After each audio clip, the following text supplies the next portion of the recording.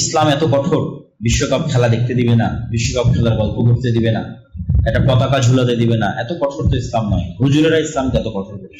কিন্তু আমরা হালাল হারামের প্রশ্নে যাচ্ছি না, আমরা যাচ্ছি মানুষের জীবনের লক্ষ্য এবং উদ্দেশ্য। মানুষের জীবনের লক্ষ্য উদ্দেশ্য কি একটা টিমের খেলার জেতায় হাততালি দেওয়া? মানুষের জীবনের লক্ষ্য উদ্দেশ্য কি জমি বিক্রি করে পতাকা টাঙানো? মানুষের জীবনের লক্ষ্য উদ্দেশ্য কি সালাতে না উঠা, তাহাজ্জুদে না উঠা যখন রব্বুল আলামিন ডাকে, কিন্তু খেলা দেখতে উঠা? মানে মানুষের জায়গা কোথায় ছিল আর মানুষ নেমে গেছে কোথায়? আসফালা সাফিলিন, সর্বনিম্ন স্তরে নেমেছে এবং শয়তান নামিয়ে দিয়েছে সাকসেসফুল। এবং এখান থেকে অন্তত কিছু না বোঝা গেলেও একটা জিনিস বোঝা যায় যে দাজ্জালের সকল আলামত জানার পরেও, দাজ্জালের কাফের পড়ার পরেও মানুষ পাগলের মতো দাজ্জালের অনুসরণ করবে। আমাদের চোখের সামনে আমরা দেখতেছি মানুষ যুক্তি তর্ক দিয়েই তো এই জিনিসগুলোকে নিজের জন্য, নিজের আনন্দ এবং উৎসবের জন্য কাজে লাগানোর চেষ্টা করতেছে এবং ভক্তি এবং শ্রদ্ধার সর্বোচ্চ পর্যায়ে পৌঁছে গেছে। এবং এটাই কিন্তু আমাদেরকে আমাদের গোলামির দিকে এগিয়ে নিয়ে যাচ্ছে, বা গোলামির রাস্তা আমাদের জন্য সামনে অবধারিত এই রকম প্রজন্মের জন্য। এবং আমি এই জন্যই বহু বক্তব্য বলেছি যে উম্মতে মুহাম্মাদি এখন বানু ইসরাইলের যুগ অতিক্রম করতেছে।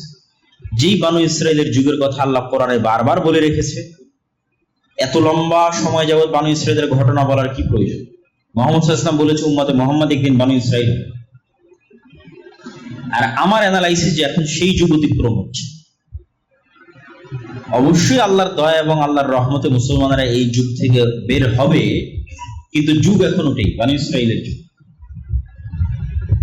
দেখবেন যে গাজারও আপনি এমন শিশু পাবেন, সৌদি, কুয়েত, কাতার, বাহরাইন, দুবাই তো পরিপূর্ণ, যাদের উপর বম নিক্ষেপ করে হত্যা করা হচ্ছে তাদেরও পাবেন যে গায়ে গেঞ্জি দিয়ে আছে, বিধর্মী কোনো খেলোয়াড়।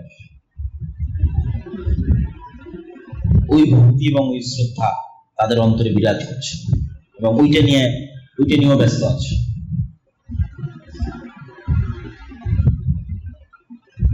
তো আমরা যতক্ষণ আমাদের জীবনের লক্ষ্য এবং উদ্দেশ্য ঠিক না করতে পারবো এবং আমাদের পরবর্তী প্রজন্মকে তাদের জীবনের লক্ষ্য এবং উদ্দেশ্য কোথায় সেটি না দেখাতে পারবো, কাজের অভাব নাই, এত কাজ, বিশেষ করে উম্মতে মুহাম্মাদির কাজের অভাব নাই। কেন আমরা মাজলুম, আমরা নির্যাতিত, আমাদের সময় নষ্ট করার সুযোগ নাই, অসংখ্য কাজ পড়ে আছে, কিছুই নাই। এই একটা বাংলাদেশের মতো যে রাষ্ট্র, এই রাষ্ট্রেরই স্বাধীনতা এবং সার্বভৌমত্বের কোনো গ্যারেন্টি নেই। বাংলাদেশের মাটিতে বসে এখন একদল মানুষ বক্তব্য দিচ্ছে যে পলাশবাড়ির মতো জায়গায় বিশ্ববৃহৎ যে মন্দির নির্মাণ হচ্ছে, মূর্তি নির্মাণ হচ্ছে, ওইটা নির্মাণে যারা বাধা দিচ্ছে তাদেরকেই বাংলাদেশ থেকে বের করে দেওয়া হবে, তথা মুসলমানদেরকে বাংলাদেশ থেকে বের করে দেওয়া হবে। তো বাংলাদেশেরই তো স্বাধীনতা এবং সার্বভৌমত্বের কোনো গ্যারেন্টি নেই। এবং এই জিনিসগুলোকেও ছোট হিসেবে দেখার সুযোগ নাই। কেন ছোট হিসেবে দেখার সুযোগ? সবসময় বলি যে অন্য আর একটা জাতি কি করছে আর আপনি কি করছেন, এটার তুলনা। কেন সে বিজয়ী হবে না আর কেন আপনি পরাজিত হবেন না? যদিও বাঙালিদের সাথে রাম কেন্দ্রিক অথবা রাম নবমী কেন্দ্রিক যে সংস্কৃতি, এটির খুব একটা চর্চা নেই, কলকাতার হিন্দুদের মতো ছিল না। সবচেয়ে বড় করে যে পূজা উদযাপিত হয় পশ্চিমবঙ্গে সেটা হচ্ছে দুর্গা পূজা। দুর্গা, কালী, সরস্বতী, এগুলো হচ্ছে বাঙালিদের, হিন্দুদের উদযাপিত দেবদেবীর নাম। আর রাম, কৃষ্ণ, বিষ্ণু এগুলো হচ্ছে উত্তরপ্রদেশের, রাজস্থানের, অযোধ্যার ওই সমস্ত অঞ্চলের হিন্দুদের কালচার। দুর্গাপূজা যেইভাবে পশ্চিমবঙ্গের হিন্দুরা উদযাপিত করে, রামনবমী কিন্তু এইভাবে উদযাপিত করে না, বরং অনেক ছোট পরিসরে, এখন পলিটিক্যাল কারণে হচ্ছে। তো বিজেপির যে উত্থান, এই উত্থানের সাথে পলিটিসাইজ করা হয়েছে, জয় শ্রীরাম স্লোগানকে পলিটিসাইজ করা হয়েছে, রাজনীতিকরণ করা হয়েছে। এই জন্য কোনো একজন হিন্দু যখন, বাঙালি হিন্দু বিশাল করে দুর্গার মূর্তি তৈরি না করে রামের মূর্তি তৈরি করে, তখন সেটা পলিটিক্স, তখন সেটা বিজেপির সম্প্রসারণবাদী চিন্তার অংশ। যখন কোনো বাঙালি হিন্দু বাংলাদেশে বসে জয় শ্রীরাম স্লোগান দেয়, তখন বাংলাদেশকে ভারতের অন্তর্ভুক্ত করার প্রজেক্টের অংশ। কিন্তু ওই একই সময় আমাদের যুবকেরা কি করতেছে? মুসলমান যুবকেরা ওই সময় খেল তামাশায় মারতেছে। এই জায়গায় হচ্ছে আফসোস। এইভাবেই কিন্তু জাতির অধঃপতন হয় এবং জাতি তার স্বাধীনতা সার্বভৌমত্ব হারিয়ে ফেলে।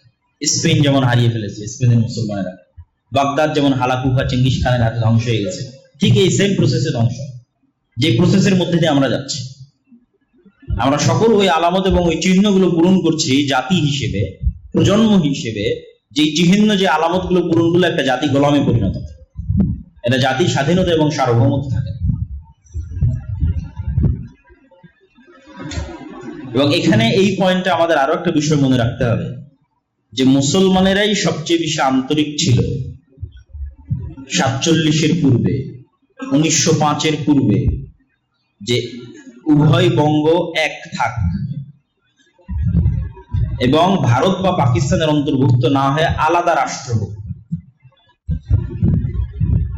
কিন্তু যারা কট্টর হিন্দুত্ববাদী বাঙালি ছিল, তারাই মূলত স্বদেশ আন্দোলনের নামে, আমার সোনার বাংলা গানের নামে, এবং তাদের মতো আর যত কবি এবং সাহিত্যিক আছে, তারা উভয় বাংলাকে এক রাখতে চেয়েছে, স্বাধীন হিসেবে নয়, ভারতের অধীনস্থ হিসেবে। তখনই শেরে বাংলা একে ফজলুল হক এবং হোসেন শহীদ সোহরাওয়ার্দী, তাদের মধ্যে শত মতভেদ থাকলেও তখন তারা সিদ্ধান্ত নিল যে না, এটা হলে আমরা আগে যে ডাবল কলোনির অধীনে ছিলাম, দুইটা কলোনি, একটা কলোনি ব্রিটিশ, আবার ব্রিটিশরা সব দায় দায়িত্ব দিয়ে রেখেছিল হিন্দু জমিদার, তাহলে আমরা হচ্ছে 3 নাম্বার। আমাদের উপরে দুইটা কলোনির স্তর আছে, আমাদের উপরে আছে হিন্দু জমিদাররা, তার উপরে আছে ব্রিটিশ ইংরেজরা। এই দুইটা কলোনির বিরুদ্ধে ফাইট করেছে আমাদের বাপদাদারা 190 বছর, যখন আমাদের জমি জায়গারও স্বীকৃতি ছিল। 1905 সালে কম দুঃখে এই বঙ্গের মুসলমানেরা বাংলাকে আলাদা করার জন্য আন্দোলন করে। তাহলে 1947 নয়, তারও আগে এই বাংলার মুসলমানেরা চিন্তা করেছিল যে না, আমরা হিন্দুদের সাথে থাকতে পারবো, হিন্দু জমিদারদের সাথে আমাদের পক্ষে থাকা সম্ভব নয়, থাকলে মাজলুম অবস্থায় থাকতে হবে। সুতরাং বাঙালি পরিচয়ের নামে, কলকাতার বাঙালি সংস্কৃতির নামে যে উভয় বাংলাকে এক করার একটা প্রবণতা, এইটা আমাদের বাপদাদাদের 190 বছর যে দুইটা কলোনির বিরুদ্ধে তারা লড়াই করেছে, হিন্দু জমিদারদের বিরুদ্ধে এবং ব্রিটিশ ইংরেজদের বিরুদ্ধে, তার বিরুদ্ধে অবস্থান। এবং এটা গভীর ষড়যন্ত্র। তো এই ষড়যন্ত্রের মোকাবেলা আপনি জ্ঞান, পড়াশোনা, যুক্তি তর্ক, সচেতনতা এগুলো ছাড়া করতে পারবেন। আর যত সময় নষ্ট এবং অকাজে আমাদের সময় ব্যয় হবে, অকাজে আমাদের অর্থ এবং শ্রম ব্যয় হবে, তত আমরা আমাদের এই জায়গাগুলো হারিয়ে ফেলি। যে জায়গায় ইহুদিরা এগিয়ে আছে, যে জায়গায় হিন্দুরা এগিয়ে আছে পথভ্রষ্ট হওয়ার পর, সেই জায়গায় সত্য এবং সঠিক পথে থাকার পরও মুসলমানেরা শুধু শয়তানের প্ররোচনায় পা দিয়ে পিছিয়ে পড়ছে। এখানে আর 2-1টা হাদিস বলে আমার এই পয়েন্টের আলোচনা শেষ করব। রাসূলুল্লাহ সাল্লাল্লাহু আলাইহি ওয়াসাল্লাম বলেন, ইগতানিম খামসান ক্বাবলা খামসিন, 5টা জিনিসের পূর্বে 5টা জিনিসকে মূল্যায়ন কর। শাবাবাকা ক্বাবলা হারামিক, বয় বৃদ্ধ হওয়ার পূর্বে যৌবনকালকে মূল্যায়ন কর। সিহহাতাকা ক্বাবলা সাকামিক, অসুস্থ হওয়ার পূর্বে সুস্থতাকে মূল্যায়ন কর। ওয়া গিনাকা ক্বাবলা ফাকরিক, আর হাতে যখন টাকা আছে তখন সেই টাকাকে মূল্যায়ন কর দরিদ্র হওয়ার পূর্বে। ওয়া ফারাগাকা ক্বাবলা শুগলিক, আর ব্যস্ত হওয়ার পূর্বে হাতে যে ফাঁকা সময় আছে, অবসর সময় আছে, এটাকে মূল্যায়ন কর। ওয়া হায়াতাকা ক্বাবলা মাউতিক, আর মৃত্যু আসার পূর্বে জীবনকে মূল্যায়ন কর। তথা এই সব জিনিসগুলো আমাদের সময়ের গুরুত্ব তুলে ধরে এবং আমাদের যৌবনকালের গুরুত্ব তুলে ধরে। রাসূল সাল্লাল্লাহু আলাইহি সাল্লাম বলেন, লা তাযুলু কাদামা আবদিন ইয়াউমাল কিয়ামা হাত্তা ইউসালা আন উমরিহি ফিমা আফনা। কিয়ামতের মাঠে মানুষকে 5টা প্রশ্নের মুখোমুখি হতে হবে। তার সময় কোথায় পার করেছে, জ্ঞান অনুযায়ী কি কাজ করেছে, সম্পদ কোথায় থেকে অর্জন করেছে এবং সম্পদ কোথায় ব্যয় করেছে, এবং তার শরীরকে কোন কাজে ক্ষয় করেছে। তুই যে যৌবনকাল, সময়, বয়স, এটাকে কোথায় সে ব্যয় করছে? তো সময়ের প্রশ্নে মানুষকে জবাবদিহিতার মুখোমুখি হতেই হবে। এই জন্য আমরা উদাত্ত আহ্বান জানাই যে আমরা যেন আল্লাহর মহৎ সৃষ্টির যে উদ্দেশ্য, পৃথিবীর প্রতিনিধিত্ব করার যে দায়িত্ব এবং উম্মতে মুহাম্মাদী হিসেবে মানুষকে জান্নাতের পথে নিয়ে যাওয়ার যে দায়িত্ব, এইটা সম্পর্কে সচেতন হই এবং আমাদের আশেপাশে মানুষ যে সময় নষ্ট করতেছে, কাজ নাই, চায়ের স্টলে, অফিসে, আদালতে, ফেসবুকে খেলা দেখায়, তাদেরকে এবং নিজেরাও হেদায়েত হয় এবং তাদেরকে হেদায়েত করার চেষ্টা করে। তারা সময়গুলোকে কাজে লাগাক, জ্ঞান অর্জন করুক, পড়াশোনা করুক। অন্য আর কোনো বিশ্ববিদ্যালয়ে আপনি এই দৃশ্য দেখতে পাবেন না, বিশ্বের উন্নত বিশ্ববিদ্যালয় যে উন্মাদনা আপনি বাংলাদেশে ঢাকা বিশ্ববিদ্যালয়ে দেখতে পাবেন। অক্সফোর্ড, ক্যামব্রিজ, হার্ভার্ড কোনো বিশ্ববিদ্যালয়ে পাবেন না এই ধরনের উন্মাদনা। তাহলে আমরা কোথায় এবং তারা কোথায়? আর আমরা বক্তব্যের শেষ অংশে এসে যেটা আলোচনা করতে চাচ্ছি সেটা হচ্ছে মুহররম। আল্লাহ সুবহানাহু ওয়া তাআলা 4টি মাসকে হারাম করেছেন এবং পবিত্র কোরআনে আয়াত অবতীর্ণ করে সেটা স্পষ্ট করেছেন। ইন্না ইদ্দাতাশ শুহুরি ইনদাল্লাহ 12 শাহরান ফি কিতাবিল্লাহ। যেই দিন থেকে আল্লাহ আসমান এবং জমিন সৃষ্টি করেছেন ওই দিন থেকে আল্লাহর গণনায় মাস হচ্ছে 12টি। যেই দিন থেকে আল্লাহ আসমান এবং জমিন সৃষ্টি করেছেন ওই দিন থেকে লাউহে মাহফুজে আল্লাহ সুবহানাহু ওয়া তাআলার গণনায় মাস 12টি। তবে 12 মাস মানুষের আবিষ্কার নয়, আল্লাহর নির্ধারণ। পৃথিবী যেদিন থেকে সৃষ্টি হয়েছে সেই দিন থেকে। মিনহা আরবাআতুন হুরুম, আর ওই দিন থেকে 4টা মাস হারাম। হারাম শব্দের অর্থ হচ্ছে রেস্ট্রিক্টেড, নিষিদ্ধ। অনেক সময় কোনো কিছু নিষিদ্ধ হয় নিকৃষ্টতার কারণে, আর অনেক সময় কোনো কিছু নিষিদ্ধ হয় সম্মানের কারণে। নিষিদ্ধ মানে নিকৃষ্টতা নয়, কখনো নিষিদ্ধ হয়েছে সম্মানের কারণে। যেমন আপনারা বলেন যে মাহরাম, মেয়ের সাথে মাহরাম যেতে হবে। মাহরাম মানেও কিন্তু হারাম। কি হারাম? ওই মেয়ের সাথে যার বিবাহ হারাম সে তার মাহরাম। যেমন মেয়ের সাথে তার পিতার বিবাহ হারাম, নিষিদ্ধ। এই নিষিদ্ধ মানে একজন আরেকজনের জন্য নিকৃষ্ট না। হারাম কখনো নিকৃষ্টতার কারণে এবং কখনো সম্মানের কারণে। তাহলে ঠিক তেমনি সম্মানের কারণে হারাম কি? প্রাইম মিনিস্টার যে এরিয়ায় আছে, সংসদ ভবন যে এরিয়া আছে, রেস্ট্রিক্টেড এরিয়া। ক্যান্টনমেন্ট যে এরিয়া আছে, নিকৃষ্ট হওয়ার কারণে রেস্ট্রিক্টেড না, অনেক দামি হওয়ার কারণে রেস্ট্রিক্টেড। অনেক দামি ভিআইপি পার্সনরা সেখানে আছে, রাষ্ট্রের গুরুত্বপূর্ণ দামি জিনিস রেস্ট্রিক্টেড, নিষিদ্ধ। তো এইরকমই আল্লাহ সুবহানাহু ওয়া তাআলার বিধানে কিছু শহর হারাম, কিছু এলাকা হারাম, কিছু মাস হারাম।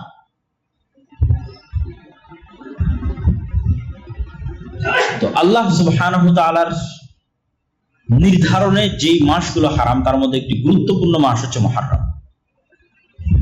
পরপর 3 মাস, যুলকাদা, যুলহিজ্জা এবং মুহররম। তো এই হারাম মাসগুলোর সম্মান হচ্ছে হারাম মাসে যুদ্ধ বিগ্রহ নিষিদ্ধ। যুদ্ধ বিগ্রহ নিষিদ্ধ মানে নিজে থেকে শুরু করা নিষিদ্ধ। এটাই হারাম মাসের সম্মান। যে কোনো মুসলিম শাসক, কোনো মুসলিম খলিফা এই 4 মাসে নিজে থেকে যুদ্ধ স্টার্ট করতে পারবে না, বরং তার কোনো যুদ্ধ বন্ধ করার ক্ষমতা থাকলে বন্ধ করবে এই 4 মাসে। আর যদি যুদ্ধ চাপিয়ে দেওয়া হয় তথা আমার উপর কেউ হামলা করতেছে, তখন তার কিছু করার নাই।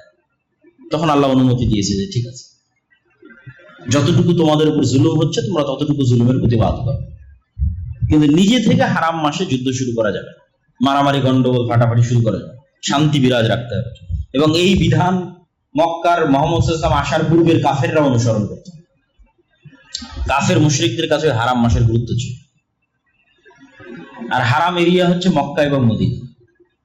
মক্কাকে হারাম করেছে ইব্রাহিম আলাইহিস সালাম, মদিনাকে হারাম করেছে মুহাম্মদ সাল্লাল্লাহু আলাইহি ওয়াসাল্লাম। তো মুহররম মাসের 10 তারিখ, আশুরা মানে দশম, 10th, আরবিতে 10-এর আরবি হচ্ছে আশারা, 10। ওইটাকে যখন দশম ম যুক্ত করা হয়েছে তখন আরবিতে হয়েছে আশুরা, দশম দিন, 10 থেকে দশম। তাহলে আশারা থেকে আশুরা, 10 থেকে দশম, মুহররম মাসের দশম দিন। তো মুহররম মাসের দশম দিনের কি গুরুত্ব? এমনি অসংখ্য জয়ীফ হাদিস আছে, জাল হাদিস আছে যে সবকিছুই মুহররম মাসের 10 তারিখ। আল্লাহ পৃথিবী সৃষ্টি করেছে এই দিনে, পৃথিবী ধ্বংস হবে এই দিনে, আদম সৃষ্টি করেছেন এই দিনে, এরকম অসংখ্য কিছু রিওয়ায়াত আছে যেগুলো সরাসরি নির্ভরযোগ্য সূত্রে প্রমাণিত। নির্ভরযোগ্য সূত্রে প্রমাণিত কি? নির্ভরযোগ্য সূত্রে প্রমাণিত একটাই, সেটা হচ্ছে ইয়াউমা নাজাল্লাহু সুবহানাহু ওয়া তাআলা ইয়া বানি ইসরাঈল আযকুরু নি'মাতি আল্লাতী আন'আমতু আলাইকুম, হে বানু ইসরাইল স্মরণ করো আমার নিয়ামতের কথা। ওয়া ইয নাজ্জাইনাকুম মিন আলি ফিরআউন ইয়াসুমুনাকুম সুআল আযাব ইযাববিহুনা আবনাআকুম ওয়া ইস্তাহইয়ুনা নিসাআকুম ওয়া ফী যালিকুম বালাউম মির রাব্বিকুম আযীম। স্মরণ করো সেই দিনের কথা যেই দিন আমি তোমাদের ফিরআউন থেকে মুক্তি দিয়েছিলাম। ফিরআউন কি করতো? ইয়াসুমুনাকুম সুআল আযাব, নিকৃষ্ট আযাব দিত তোমাদের। কিভাবে আযাব দিত? ইযাববিহুনা আবনাআকুম, তোমাদের ছেলে সন্তানদের জবাই করতো। ওয়া ইস্তাহইয়ুনা নিসাআকুম, তোমাদের মেয়েদের বাঁচিয়ে রাখতো। কি দয়ায় বাঁচিয়ে রাখতো মেয়েদের? না, একদিকে পুরুষকে হত্যা করা হচ্ছে, আর একদিকে পরিবারের সম্মান, মেয়েদেরকে বাঁচিয়ে রাখা হচ্ছে দাসত্ব করাটা, প্র্যাকটিক্যাল দাসত্ব করাটা, আর পুরুষদেরকে হত্যাই করা হচ্ছে। তাহলে মেয়েদেরকে বাঁচিয়ে রাখা হচ্ছে লাঞ্ছনা, যে একটা জাতির লাঞ্ছনা এবং একটা পরিবারের লাঞ্ছনার সবচেয়ে বড় আলামত যে ওই বাড়ির স্ত্রী, ওই বাড়ির মেয়ে, ওই বাড়ির মা মানুষের দাস, মানুষের দাস। রিযাববিহুনা আবনাআকুম, তোমাদের পুরুষদের হত্যা করা হচ্ছে। ওয়াস্তাহইয়ুনা নিসাআকুম, তোমাদের মেয়েদের বাঁচিয়ে রাখা হচ্ছে দাস হিসেবে। এই ভয়ঙ্কর শাসকের নাম হচ্ছে ফিরআউন। আমি মুক্তি দিয়েছি। ওয়া ইয ফারাকনা বিকুমুল বাহরা, সমুদ্রকে চিরে দিয়েছি তোমাদের জন্য, যেন তোমরা ফিরআউনের কবল থেকে মুক্তি পাও। ওয়া আগরাকনা আলা ফিরআউন, আর ফিরআউনকে ডুবিয়ে দিয়েছি এই সমুদ্রে। তাহলে পৃথিবীর ইতিহাসে যতগুলো বড় ঘটনা আছে তার মধ্যে বিশাল বড় ঘটনা হচ্ছে বানু ইসরাইলের মুক্তি পাওয়া আর ফিরআউনের ডুবে যাওয়া, মুসা আলাইহিস সালাতু ওয়াস সালামের মাধ্যমে, এবং সমুদ্র চিরে দ্বিখণ্ডিত হয়ে যাওয়া। এই ঘটনা যেই দিন ঘটেছে সেটাই মুহররমের 10 তারিখ। এবং আজও ইহুদিদের কাছে এই দিন খুবই সম্মানিত, এবং তারা এই দিনের যে নামে তারা উদযাপন করে সেটা হচ্ছে ইয়ম কিপ্পুর। হিব্রু ভাষায় যেটাকে আমরা আশুরা বলছি ওটাকেই বলা হয় ইয়ম কিপ্পুর। তো রাসূলুল্লাহ সাল্লাল্লাহু আলাইহি ওয়াসাল্লাম যখন মদিনায় গেলেন তখন মদিনার ইহুদিরা এই দিনে সিয়াম পালন করত। তখন রমজানের সিয়াম আসেনি। তো রাসূল সাল্লাল্লাহু আলাইহি ওয়াসাল্লাম বললেন, তোমরা কেন এই দিনে সিয়াম পালন করো? তো বললো এই ঘটনা। আল্লাহ নবী বললেন, ফানাহনু আহাক্কু আওলা বিমূসা মিনকুম, বলছে মুসার খুশিতে খুশি হওয়ার হকদার তোমাদের চেয়ে আমি বেশি। কেন? মুসা যেই তাওহীদের দাওয়াত দিত, যেই সিরাতে মুস্তাকিমের দাওয়াত দিত, এবং যেই ধারাবাহিক নবুয়তের ধারাবাহিকতায় মুসা, তারপর আরো পরে ঈসা আলাইহিস সালাতু ওয়াস সালাম, সেই ধারাবাহিকতায় আমি মুহাম্মদ সাল্লাল্লাহু আলাইহি ওয়াসাল্লাম। তাহলে মূলত মুসা আলাইহিস সালাতু ওয়াস সালামের সকল কষ্টে কষ্ট পাওয়ার এবং সকল খুশিতে খুশি হওয়ার মূল হকদার হচ্ছে আমি। কেন? তোমরা এখন নামে মুসা আলাইহিস সালাতু ওয়াস সালামের অনুসারী, কিন্তু কাজে পথভ্রষ্ট, অভিশপ্ত। তো রাসূল সাল্লাল্লাহু আলাইহি ওয়াসাল্লাম সিয়াম পালন করলেন, এবং ইহুদিদের বিরোধিতার খাতিরে একদিন আগে অথবা একদিন পরে আরেকটা সিয়াম তিনি অতিরিক্ত করে দিলেন। 10ম দিনের আগে 9 তারিখ অথবা 10ম দিনের পরে 11 তারিখ, যাতে আহলে কিতাব তথা ইহুদিদের থেকে মুসলমানের ইবাদত একটু হলেও আলাদা হয়। তো রাসূলুল্লাহ সাল্লাল্লাহু আলাইহি ওয়াসাল্লাম দুটো হাদিস, আফজালুস সিয়াম বা'দা রমাদান শাহরুল্লাহিল মুহাররম, রমাদানের পরে আল্লাহর নিকটে সবচেয়ে শ্রেষ্ঠ সিয়াম হচ্ছে মুহররম মাসের সিয়াম। আর আরেকটা হাদিসে রাসূল সাল্লাল্লাহু আলাইহি ওয়াসাল্লাম বলেন, সিয়াম ইয়াউম আশুরা আহতাসিবু আলাল্লাহ আন ইউকাফফিরা সানাতাল্লাতী ক্বাবলাহ। আমরা কিছুদিন পূর্বে আরাফার সিয়াম রেখেছিলাম 1 বছর আগের এবং 1 বছর পরের গুনাহ, আর রাসূল সাল্লাল্লাহু আলাইহি ওয়াসাল্লাম এটাতে বলছেন আশুরাতে 1 বছর পূর্বের গুনাহ। আল্লাহ সুবহানাহু ওয়া তাআলা আশুরার একদিন সিয়ামে মানুষের 1 বছরের পূর্বের গুনাহ ক্ষমা করে দিবেন। কিন্তু দুঃখের বিষয় হচ্ছে এই আশুরাকে নিয়ে আমাদের সমাজে অনেক আকীদাগত বিভ্রান্তি আছে, আর এই বিভ্রান্তির একটা ঘটনাও আছে কাকতালীয়। সেটি হচ্ছে হুসাইন রাদিয়াল্লাহু তাআলা আনহু।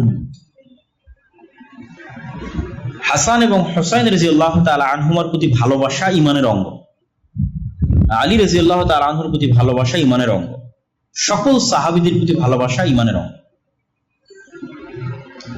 আল্লাহর নবীর পরিবার পরিজনের প্রতি বিদ্বেষ পোষণ করা কাফের হওয়ার আলামত, মুনাফিক হওয়ার আলামত। কিন্তু মুহাম্মদ সাল্লাল্লাহু আলাইহি ওয়াসাল্লামকে যেমন যিশু খ্রিস্টের জায়গায় বসানো যাবে না, ঠিক তেমনি মুহাম্মদ সাল্লাল্লাহু আলাইহি ওয়াসাল্লামের কোন সাহাবীকেও যিশু খ্রিস্টের জায়গায় বসানো যাবে না। যিশু খ্রিস্টকে তথা ঈসা আলাইহিস সালাতু ওয়াস সালামকে খ্রিস্টানরা কোথায় বসিয়েছে? এমন উঁচুতে নিয়ে চলে গেছে যে সারা পৃথিবীর সব মানুষের গুনাহ নিয়ে ঈসা আলাইহিস সালাতু ওয়াস সালাম মারা গেছে, নাউযুবিল্লাহ। এই জন্য ঈসা আলাইহিস সালাতু ওয়াস সালামের মৃত্যুকে উদযাপন করা, কাছাকাছি ওই সেম থিওরিতে চলে গেছে একদল বিভ্রান্ত মুসলমান হুসাইন রাদিয়াল্লাহু তাআলা আনহুর মৃত্যুকে। অথচ হুসাইন রাদিয়াল্লাহু তাআলা আনহুর চেয়ে অবশ্যই শ্রেষ্ঠ আশারায়ে মুবাশশার বিল জান্নাহ, জান্নাতের সুসংবাদ প্রাপ্ত 10 জন সাহাবী, অন্তত তার নিজের পিতা আলী রাদিয়াল্লাহু তাআলা আনহু তো অবশ্যই শ্রেষ্ঠ। তো যারা জান্নাতের সুসংবাদ প্রাপ্ত এবং তাদের মধ্যে যে 4 জন খলিফা, তাদেরকেও অনেককেই হত্যা করা হয়েছে। ওমরকে হত্যা করা হয়েছে, ওসমানকে হত্যা করা হয়েছে রাদিয়াল্লাহু তাআলা আনহু। তাদের হত্যা উম্মতে মুহাম্মাদীর জন্য যতটা ক্ষতিকর, ওই সময়ের জন্য যতটা ব্যথার, দুঃখের এবং কষ্টের ছিল, হুসাইন রাদিয়াল্লাহু তাআলা আনহুর হত্যা দুঃখের এবং কষ্টের, কিন্তু তুলনা করা সম্ভব নয়। তাহলে হুসাইন রাদিয়াল্লাহু তাআলা আনহুর হত্যায় যদি শোক পালন করতে হয়, তাহলে আবু বকর, ওমর, উসমান, আলীর হত্যাতেও তো তার চেয়ে বেশি শোক পালন করতে হবে, আর তার চেয়ে বেশি শোক পালন করতে হবে মুহাম্মদ সাল্লাল্লাহু আলাইহি ওয়াসাল্লামের মৃত্যুতে। কিন্তু ইসলাম তো শোকের ধর্মই নয়, ইসলাম শোকের দিন নয়। সর্বোচ্চ স্বামীর মৃত্যুতে মানুষ শোক পালন করতে পারে 4 মাস 10 দিন, সর্বোচ্চ। সেখানে যুগ যুগ যাবত আমরা একটা বিভ্রান্ত আকীদাকে লালন করে, যেই দিনে মূলত মুসা আলাইহিস সালাতু ওয়াস সালামের মুক্তিতে খুশি হয়ে সিয়াম পালন করার কথা, সেই দিনকে আমরা তাজিয়া মিছিল এবং বিভিন্ন কিছু, এবং আশুরা মুহররমকে, যেটা শরীয়তে ছিল, মানুষ জানেই না যে আশুরা মুহররম মানে মুসা আলাইহিস সালাতু ওয়াস সালামের মুক্তি। সবাই জানে আশুরা মুহররম মানে হুসাইন রাদিয়াল্লাহু তাআলা আনহুর হত্যা। এইটা হচ্ছে পলিটিক্স। শিয়া এবং সুন্নিদের যে দ্বন্দ্ব, এটার শুরুটা পলিটিক্স থেকে, রাজনীতি থেকে। এবং গল্প বলাতে যেহেতু তারা বেশি এক্সপার্ট, উপন্যাস লিখতে বেশি এক্সপার্ট পারস্যরা, ফলত হৃদয় বিদারক এই গল্পকে অনেক হাইলাইট করে হৃদয় বিদারক অসংখ্য সাহিত্য তৈরি হয়েছে, বাংলাতেও অসংখ্য সাহিত্য তৈরি হয়েছে, এবং এটাকে একটা কালচারে রূপান্তর করা হয়েছে। এবং এটাকে শোক পালন, এই দিনে শোক পালন করাকে এবং নিজের উপর জুলুম করাকে ইবাদত বানানো হয়েছে, যেটার সাথে ইসলামের ন্যূনতম সম্পর্ক নেই। মানুষ নিজের গায়ে আঘাত করবে ছুরি দিয়ে, হাজার হাজার মানুষ রক্তাক্ত করবে নিজের মাথাকে, কষ্ট দিবে নিজেকে, এর সাথে ইসলামের ন্যূনতম সম্পর্ক নেই। এগুলো সম্পূর্ণরূপে হারাম। মানুষ নিজেকে কখনোই কষ্ট দিতে পারে না, ইসলামে নিষিদ্ধ। লা তুলকু আইদিকুম, তোমরা নিজেদেরকে তাহলুকা, স্বেচ্ছায় ধ্বংসের দিকে নিক্ষেপ করিও, আল্লাহর আদেশ। এবং আত্মহত্যাও ইসলামে হারাম। এগুলো কাছাকাছি আত্মহত্যার মতো প্রবণতা। তো এই ধরনের বিভ্রান্ত এবং ভ্রান্ত আকীদা থেকে বের হয়ে এসে আমাদের আশুরা মুহররমের সঠিক আকীদা এবং সঠিক বিশ্বাস লালন করতে হবে। হ্যাঁ, হুসাইন রাদিয়াল্লাহু তাআলা আনহু যেমন আলে বাইতের অংশ, আয়েশা রাদিয়াল্লাহু তাআলা আনহা আলে বাইতের অংশ। আলী ইবনে আবি তালিব রাদিয়াল্লাহু তাআলা আনহু রাসূল সাল্লাল্লাহু আলাইহি ওয়াসাল্লামের এক চাচা, আবু তালেবের সন্তান। তো রাসূল সাল্লাল্লাহু আলাইহি ওয়াসাল্লামের তো আরো চাচা আছে, আব্বাস ইবনে আব্দুল মুত্তালিব, হামজা ইবনে আব্দুল মুত্তালিব, তাদের সন্তানের আগে, তাদের সন্তানের আলে বাইতের অংশ। আব্দুল্লাহ বিন আব্বাস এবং তাদের পরিবার আলে বাইতের অংশ। তাহলে শুধু একজনকে যদি আমি সম্পূর্ণরূপে আলাদা করে নিই, আলী রাদিয়াল্লাহু তাআলা রাসূল সাল্লাল্লাহু আলাইহি ওয়াসাল্লাম মাত্র এক মেয়েকে বিবাহ করেছে, আর ওসমান রাদিয়াল্লাহু আনহু 2 মেয়েকে বিয়ে করেছে। তো রাসূল সাল্লাল্লাহু আলাইহি ওয়াসাল্লামের 2 মেয়েকে বিয়ে করার পর ওসমান রাদিয়াল্লাহু আনহু হয়ে গেল আমার কাছে ঘৃণার পাত্র, আর এক মেয়েকে বিবাহ করার কারণে আমি তাকে হাইলাইট করে উপরে নিয়ে যেতে যেতে যেতে যেতে কেউ কেউ ইলাহ আল্লাহ বানিয়ে ফেলেছে। আলী রাদিয়াল্লাহু তাআলা নাউযুবিল্লাহ। তাহলে এই তুলনাগুলো থেকেই তো বোঝা যায় যে এটার মধ্যে কোথাও না কোথাও গ্যাপ আছে, ভুল ত্রুটি আছে। যদি আল্লাহর নবীর পরিবারের প্রতি ভালোবাসা হয়, তাহলে যিনি আল্লাহর নবীর 2 মেয়েকে বিয়ে করেছে ওসমান রাদিয়াল্লাহু তাআলা উনি তো বেশি ভালোবাসার পাত্র, যদি আল্লাহর নবীর মেয়ের জামাই হিসেবে বেশি ভালোবাসার পাত্র। তাহলে এই জন্য জিনিসগুলো আসলে লজিক্যালি টিকে না, বরং এগুলো প্রত্যেকটাই মূলত পলিটিক্স। হ্যাঁ, এটা ঠিক যে যেই মুহূর্তে হুসাইন রাদিয়াল্লাহু তাআলা আনহুকে হত্যা করা হচ্ছে ওই মুহূর্তের শাসক ইয়াজিদ, কিন্তু উমাইয়াদের দারুল খেলাফা হচ্ছে দামেস্ক, আর নিহত হচ্ছেন হুসাইন রাদিয়াল্লাহু তাআলা আনহু ইরাকে। ইরাক থেকে সিরিয়ার দূরত্ব ভালোই এবং মধ্যে মরুভূমি থাকায় যাওয়ার রাস্তা অনেক ক্রিটিক্যাল, ফোরাত নদীর তীর ধরে ঘুরে যেতে হবে। ইব্রাহিম আলাইহিস সালাতু ওয়াস সালাম যখন ইরাক থেকে সিরিয়াতে হিজরত করেছিলেন তখনও ওনাকে এইভাবে ঘুরে আসতে হয়েছে। তো শাসক আছে দামেস্কে, সরাসরি তার পক্ষ থেকে হত্যার আদেশের প্রমাণ ইতিহাসে পাওয়া যায় না। বায়াত যেন না নিতে পারে, আত্মসমর্পণ যেন করে, আমার হাতে এসে যেন বায়াত নাই, এই রকমের আদেশ আছে। কিন্তু মূল কালপ্রিট এখানে হচ্ছে কুফার মানুষেরা, যারা মুনাফিকি করেছে, যারা তাকে অনেক উৎসাহ দিয়ে মদিনা থেকে নিয়ে গেছে, আসেন আমরা আপনার পাশে থাকবো, অমুক করবো তুমুক করবো, কিন্তু যাওয়ার পর আর পাশে নাই। তো মূল কালপ্রিট হচ্ছে আহলে কুফা, কুফার তৎকালীন যারা মানুষ, যারা তাকে দাওয়াত দিয়ে উস্কিয়ে মদিনা থেকে বের করে নিয়ে এসেছে কুফায়, কিন্তু যখন কুফায় এসেছে তখন আর সাথে। ঘটনা অত্যন্ত হৃদয় বিদারক। অবশ্যই ইয়াজিদ ইবনে মুআবিয়াকে এতটুকুর জন্য দায় দেওয়াই যায় যে সে হত্যাকারীর কোনো বিচার করেছিল। এই প্রশ্ন অবশ্যই উত্থাপন করা যায়। এই জন্য আহলুস সুন্নাত ওয়াল জামাতের পক্ষ থেকে শাইখুল ইসলাম ইবনে তাইমিয়া বলেছেন ইয়াজিদ ইবনে মুআবিয়া না প্রশংসার যোগ্য না নিন্দারও যোগ্য।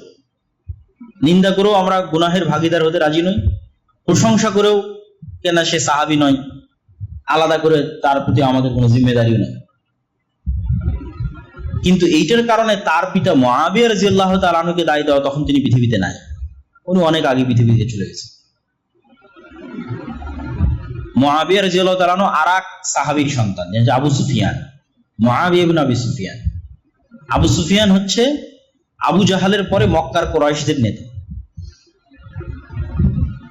আবু সুফিয়ান রাদিয়াল্লাহু তাআলা আনহু মক্কা বিজয়ের সময় ইসলাম গ্রহণ করেন।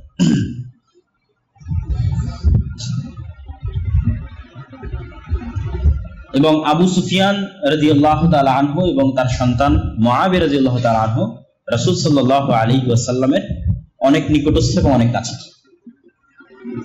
যারাই পূর্বে কাফের থেকে মুসলমান হয়েছে তাদের কারো প্রতি বিদ্বেষ রাখার সুযোগ নাই, তার পূর্বের কাফের অবস্থার কারণে। কি জন্য সুযোগ নাই? ওমর রাদিয়াল্লাহু তাআলা আনহু তো পূর্বে কাফের ছিলেন, মুশরিক ছিলেন, রাসূল সাল্লাল্লাহু আলাইহি ওয়াসাল্লামের শত্রু ছিলেন। খালিদ বিন ওয়ালিদ তো এক যুদ্ধে মুহাম্মদ সাল্লাল্লাহু আলাইহি ওয়াসাল্লামের বিরুদ্ধে বিজয় অর্জন করেছে, উহুদের যুদ্ধে। পরে খালিদ বিন ওয়ালিদ তো সব যুদ্ধে মুসলমানদের নেতৃত্ব দিয়েছে। আজ যতদূর পর্যন্ত মুসলমানদের সীমানা সবই খালিদ বিন ওয়ালিদের অবদান। তাহলে যেই কারণে আপনি ওমর রাদিয়াল্লাহু তাআলা আনহুকে ঘৃণা করতে পারেন না, খালিদ বিন ওয়ালিদকে পারেন না, ওই কারণে আবু সুফিয়ান এবং মুআবিয়া বিন আবু সুফিয়ানকে পারেন না। বরং ঘৃণা করা তো বহু দূরের কথা, ঘৃণা রাখলে মানুষ কাফের হয়ে যেতে পারে। এই জন্য একটা প্রশ্নের উত্তরে একজন সালাফ বলেছেন যে ওমর ইবনে আব্দুল আজিজ বেশি শ্রেষ্ঠ না মুআবিয়া ইবনে আবি সুফিয়ান বেশি শ্রেষ্ঠ? কেন ওমর ইবনে আব্দুল আজিজের শাসনকালকে মানুষ খোলাফায়ে রাশেদার শাসনকালের সাথে তুলনা করত, অথচ ওমর ইবনে আব্দুল আজিজ সাহাবী নয়, উমাইয়া খেলাফতের একজন শাসক। তখন একজন সালাফে সালিন উত্তরে বলেছেন যে ওমর ইবনে আব্দুল আজিজের সারা জীবনের আমল আর মুআবিয়া ইবনে আবি সুফিয়ানের একটা সিজদা যা রাসূল সাল্লাল্লাহু আলাইহি ওয়াসাল্লামের সাথে দিয়েছে, দুটোর তুলনা হবে না। সাহাবীদেরকে ওই সর্বোচ্চ মর্যাদার জায়গা দিয়ে রাখতে হবে। ফলত এই নিকৃষ্ট পলিটিক্সের মধ্যে ঢুকে ঈমান হারানো অত্যন্ত বড় একটি শয়তানের ষড়যন্ত্র। এই ষড়যন্ত্রে আমাদের পা দেওয়া যাবে না। আল্লাহ সুবহানাহু ওয়া তাআলা আমাদের মুহররমের 10 তারিখের যে সঠিক ইতিহাস সেটি জানার এবং মুসা আলাইহিস সালাতু ওয়াস সালামের যে মুক্তি এই মুক্তিতে আনন্দিত হয়ে সিয়াম পালন করার তৌফিক দান করুক আল্লাহ। আর বক্তব্যের শুরুতে আমরা যে আলোচনা করেছি, আমাদের দুনিয়ার জীবনের যে খেলতামাশার মাধ্যমে আমাদের মৃত্যুকে ভুলিয়ে রাখতে চাই শয়তান, আল্লাহর স্মরণ থেকে আমাদের গাফিল করতে চাই, শয়তানের সেই প্রজেক্টগুলোর আমরা অংশ হচ্ছে, আমাদের সময় নষ্ট করছে, আমাদের যুবক সমাজ সময় নষ্ট করছে। অথচ হিন্দু এবং ইহুদিরা কি করতেছে সেটা থেকে আমরা সম্পূর্ণরূপে গাফেল। এই যে গোলামির রাস্তা আমরা অবলম্বন করতেছি, বানু ইসরাইল হয়ে যাচ্ছে, বানু ইসরাইলদের মতো গোলামের রাস্তায় চলে যাচ্ছে। এটা বিষয়ে আমাদের সচেতনতা তৈরি করতে হবে এবং আল্লাহ সুবহানাহু ওয়া তাআলার সাথে সম্পৃক্ত হওয়ার মাধ্যমে জ্ঞান, গবেষণা, পড়াশোনা, কাজ, প্রোডাক্টিভিটি এগুলো নিয়ে ব্যস্ত থাকতে হবে।